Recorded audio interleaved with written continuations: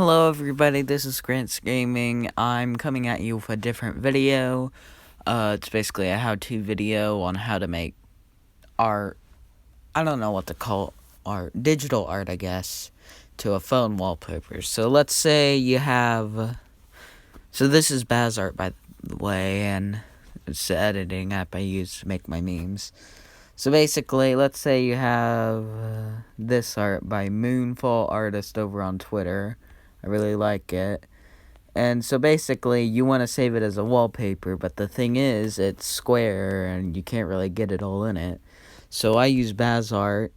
I got a background, and I slide over the background, and it makes it look kind of transparent. And you can make it as large or as small as you'd like. Like, yeah, that's probably a good size.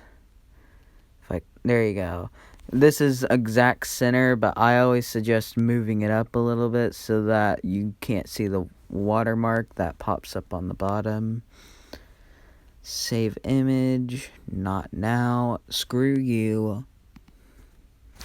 Go to photos, right here. You can see all the memes I've made. Edit, and you gotta edit to watermark out.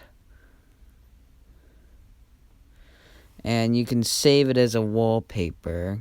I don't really want to do that because if I hit this button right here, in the bottom left, it'll show all my contacts. And I don't really have a video editor app. But this is just kind of a rough guide on how to do it. You usually have to do art with a solid background like this or this.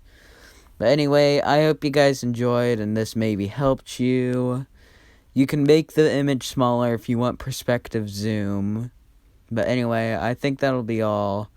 Thanks for watching. Be sure to like and subscribe. Well, if you liked it, like it. If you don't like it, dislike it or something.